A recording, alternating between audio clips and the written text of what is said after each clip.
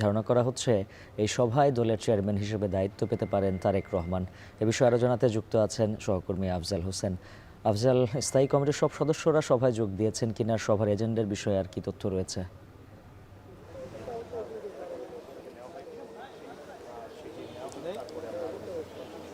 ধন্যবাদ উজ্জ্বল। যেমনটি বলছিলেন যে বিএনপির ভারপ্রাপ্ত চেয়ারম্যান আজকে ভার মুক্ত হতে পারেন, আসলে বিষয়টা এখনো গুঞ্জন পর্যায়ে রয়েছে। স্বাভাবিকভাবে বৈঠকের আগে তো আমরা জানতে পারবো না, তবে আমরা ইতিমধ্যে সিনিয়র নেতাদের এই প্রশ্নটি রেখেছিলাম। তারা বলেছেন ভারপ্রাপ্ত চেয়ারম্যান থেকে চেয়ারম্যান হওয়ার যে দলীয় প্রক্রিয়া, দলীয় সাংবিধানিক প্রক্রিয়া, সেই প্রক্রিয়া মেনেই মূলত তারেক রহমানকে বা যিনি চেয়ারম্যান নির্বাচিত হবেন তাকে চেয়ারম্যান ঘোষণা করা হবে।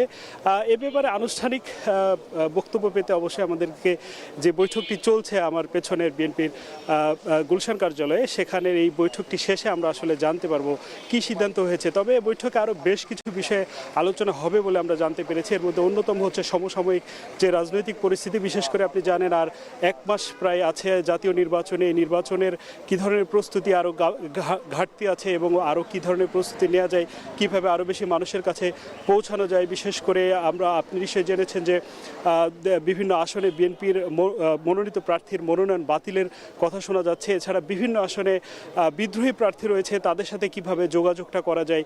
এছাড়া অন্যান্য যে এই সমস্যাগুলো রয়েছে সেই সমস্যাগুলো কিভাবে মিটানো যায়। এছাড়া আগামীকালকে দেশের শীর্ষস্থানীয় পত্রপত্রিকার সম্পাদকদের সাথে বৈঠক হওয়ার কথা রয়েছে, সেই বৈঠকে কী ধরনের আলোচনা হতে পারে।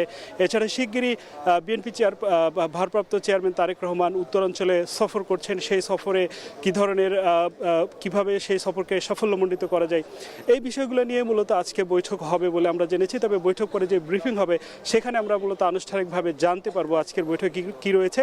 এবং ইতিমধ্যে এই বৈঠকে যোগ দিতে দলটির যে স্থায়ী কমিটির সদস্য রয়েছেন তারা এখানে প্রবেশ করেছেন এবং সবার আগে এসেছেন বিএনপির ভারপ্রাপ্ত চেয়ারম্যান তারেক রহমান। তিনি বিকেল 4টা নাগাদ এখানে প্রবেশ করেন এবং এরপরেই সেখানে তিনি 3টি দেশের রাষ্ট্রদূতের সাথেও বৈঠক করেছেন। এর মধ্যে অন্যতম রয়েছে পাকিস্তান, জার্মানি এবং অস্ট্রেলিয়া। তাদেরকে আগামী নির্বাচন সম্পর্কে কেমন হতে পারে, তাদের নির্বাচন নিয়ে প্রত্যাশা, ফরেন পলিসি কী হতে পারে বিএনপি সরকার গঠন হলে, এই বিষয়টা নিয়ে মূলত কথা বলেছেন। তো এই ছিল আমার কাছে এখন গুলশান থেকে সবশেষ। বিএনপির স্থায়ী কমিটির বৈঠকের খবর জানাচ্ছিলেন আফজাল হোসেন। এদিকে নির্বাচন সামনে রেখে দেশের রাজনৈতিক অঙ্গনে বাড়ছে উত্তেজনা। বিভিন্ন এলাকায় টার্গেট কিলিং, প্রার্থীদের হুমকি, এমনকি